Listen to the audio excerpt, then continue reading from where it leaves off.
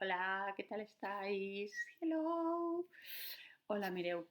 Vaig a gravar un vídeo per explicar-vos un poquet el tema d'avui, per a desitjar-vos que esteu tots molt bé i perquè jo no puc veure-vos, però vosaltres a mi sí, i així pues, estem com més juntets. Val? Mireu, primer de tot vaig a fer-me xicoteta ahí en un cantonet i així estic amb vosaltres explicant a la vegada. Mireu, els deures, el que jo faig és que... Bueno, espera, que lo faig ara una altra vegada. El que jo vull que feu en els deures és fer un poquet de València durant la setmana i així pues, us en recordeu de mi, que a mi això me fa il·lusió. Per tant, els deures que jo poso són per a tota la setmana, jo li dic a Pepa que són per al dilluns i per al dimecres, però això dona igual. Vosaltres els feu quan vulgueu i m'envieu les fotos que ja l'esteu fent al meu correu, que jo me l'estic guardant tot i així ho tinc tot apuntat. Val? Pues ara vaig a explicar-vos.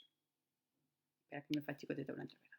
Mireu, avui vaig a explicar-vos, ja m'he perdut un moment. Ai, que m'he perdut. Espereu-se. Ja estic ahí. Ja no m'he de perdre. Val, mireu, aquesta setmana vaig a explicar-vos el guionet. El guionet està en ortografia i és com partim les paraules en valencià. Val? Per tant, no podem partir les paraules de qualsevol forma. Mireu, si jo tinc, per exemple, univers, el que no puc fer és tallar la paraula per ahí pel mig. Vosaltres sabeu que les paraules se tallen per síl·labes. Per tant, si jo, per exemple, vaig al final del rengló i ja no me cap més i he d'escriure la meitat de la paraula en l'altre rengló, doncs, òbviament, esta està mal i esta està bé. Veritat, esta està bé i esta està mal perquè ahí està partint un diftong. I esta està mal i esta està bé. ¿Vale? Mireu, quan la paraula no cap sencera al final de línia la partim escrivint un guionet, com l'hem vist ahí. I en continuem l'escriptura en la línia següent. Per a fer-lo correctament cal tindre en compte aquestes normes. Primera norma, no es poden separar les lletres que formen part de la mateixa síl·laba. N'hi ha una excepció? Doncs vale. No n'hi ha cap excepció, és un exemple. Càpsula, doncs no puc separar la A de la P perquè està dins de la mateixa síl·laba. I he de separar-lo així, cap-sula, en l'altre costat. Òbviament no podem separar els diftongs, ja l'havia dit jo ahir dalt. Per exemple, enlairar no puc separar la A i la I perquè, si us fixeu, formen un diftong. Cal separar els dígrafs en síl·labes diferents, excepte aquests dígrafs, que aquests dígrafs sempre se separen, se queden junts. Per exemple, carro. La doble R és un dígraf, però si jo he de separar la paraula, una R queda en un costat i l'altra R en l'altre. Però en llunyà no puc separar la N i la Y. Per què? Perquè aquests dígrafs no es poden separar. Això crec que ho vaig explicar l'any passat. I després no podem deixar cap lletra sola al final o començament de la línia. Per exemple, no puc deixar ahir la A d'amistat i després anar-me en baix i posar amistat. És preferible tallar-lo així. I si no, doncs escrivim la paraula sencera i ja està.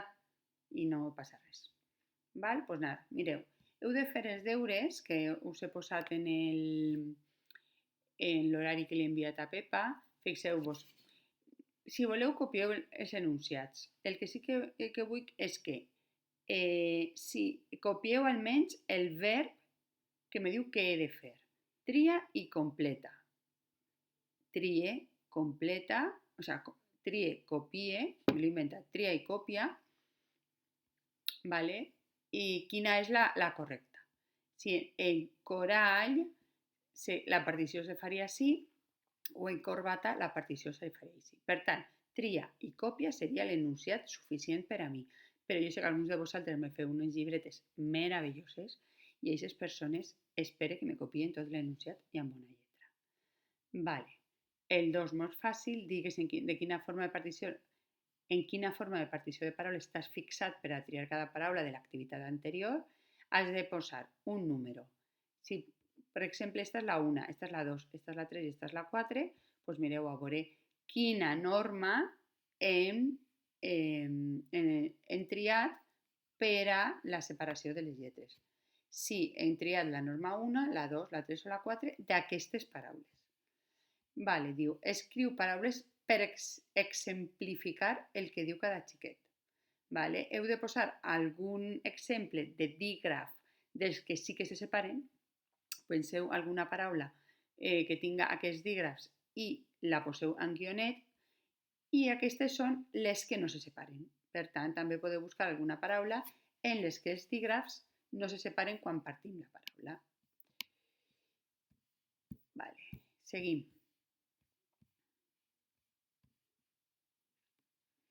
Vale, diu, corregeix la partició a final de línia de les paraules que calga tenint en compte els diftongs.